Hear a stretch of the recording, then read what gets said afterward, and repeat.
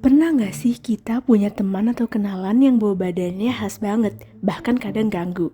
Cuma kita nggak enak mau ngomong. Nah, menurut survei yang dilakukan salah satu merek deodoran, ternyata 9 dari 10 orang Indonesia pilih diam jika ada orang lain yang punya bau badan gak sedap gitu. Sebenarnya, apa sih yang menyebabkan kita bau badan? Kira-kira kalau kita lihat dari kacamata sains, senyawa apa aja ya yang ada di dalamnya? Oke, jadi sebelumnya teman-teman semua kenalin, saya Nabila dan mau jelasin tentang salah satu bagian tubuh kita nih, di mana di bagian itu banyak banget penghuninya, apalagi kalau bukan ketiak. Iya, ketiak. Jadi pada kesempatan kali ini, saya akan menjelaskan rancangan penelitian mengenai identifikasi mikrobiota dan senyawa metabolit ketiak penyebab bau badan pada pria.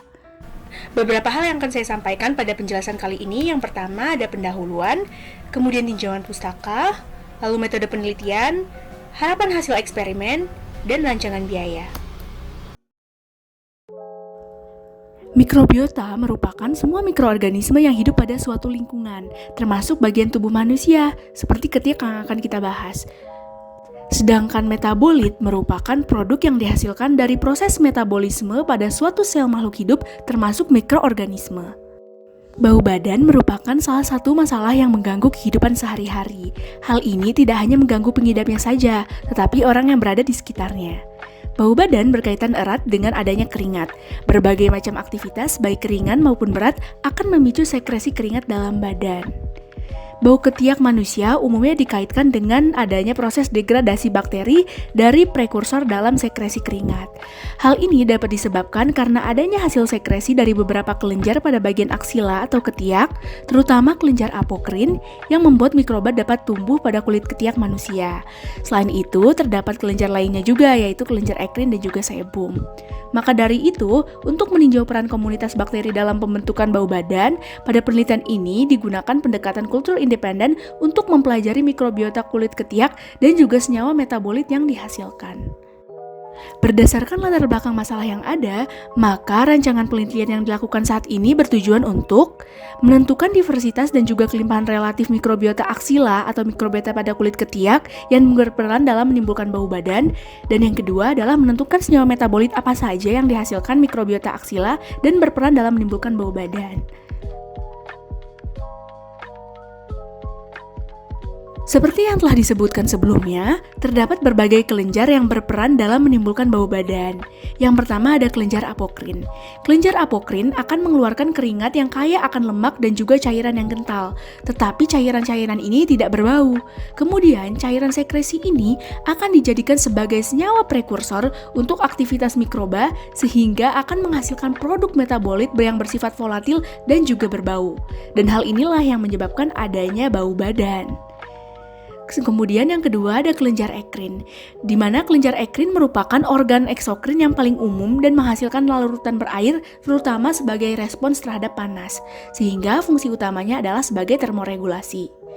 Sedangkan yang ketiga adalah kelenjar sebum, yang merupakan campuran kompleks lipid yang disekresikan oleh kelenjar sebaceous ke dalam folikel rambut. Selanjutnya, terdapat berbagai faktor juga yang mempengaruhi bau badan dan meliputi jumlah sekresi dan juga jenis bakteri yang terdapat di kulit.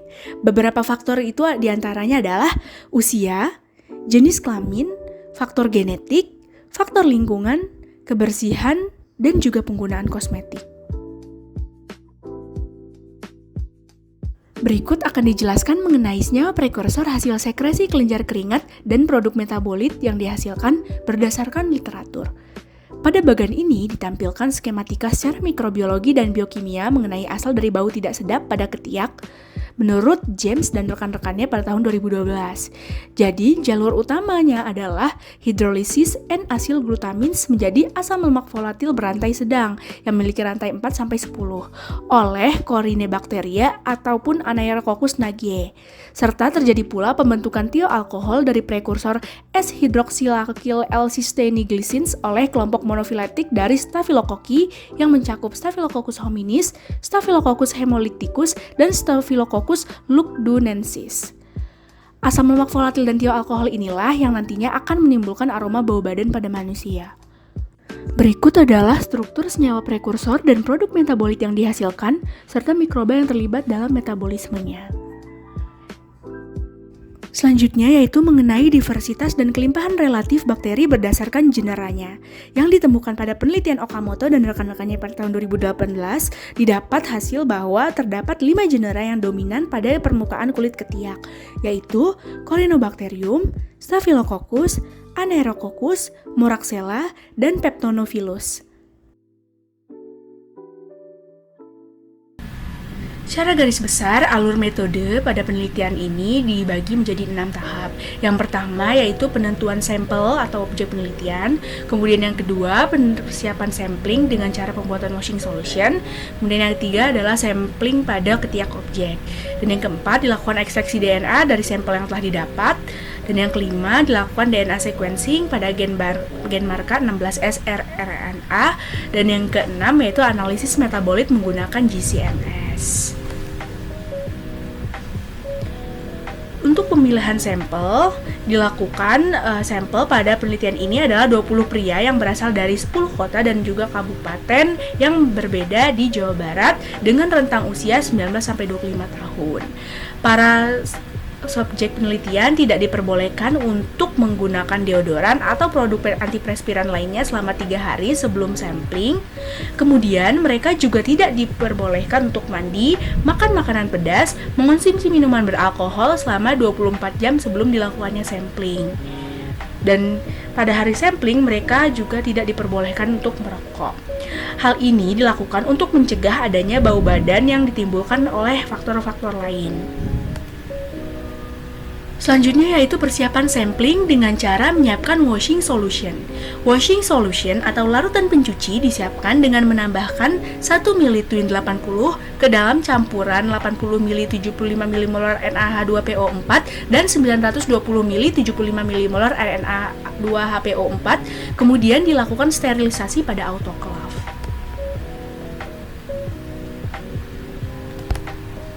Selanjutnya adalah metode sampling. Pertama-tama, area sampling dicuci menggunakan sabun tanpa pewangi 24 jam sebelum sampling. Kemudian, saat sampling, tabung gelas steril ditekan pada area sampling. Lalu 1,5 ml larutan pencuci ditambahkan. Kemudian, permukaan kulit digosok ringan dengan mixer pellet yang disterilkan. Lalu larutan pencuci diambil dengan menggunakan pipet. Dan prosedur ini diulang 2 kali dan cairan yang diperoleh digunakan sebagai suspensi bakteri. Kemudian ke tahap selanjutnya yaitu ekstraksi DNA. Sel bakteri dikumpulkan dengan cara sentrifugasi pada 300 mikroliter lysine solution yang mengandung 100 mmol tris HCl, 30 mmol EDTA, dan 0,5% sodium dodecyl sulfat. Suspensi sel ini akan dibekukan menggunakan nitrogen cair. Kemudian dilakukan pencairan sebanyak 3 kali. Lalu, larutan diinkubasi selama 15 menit pada 100 derajat Celcius, kemudian dilakukan ekstraksi dengan cara DNA dipresipitasi menggunakan etanol sebagai aktivator presipitasi, kemudian pelet DNA diresuspensi pada 50 mikroliter TE buffer.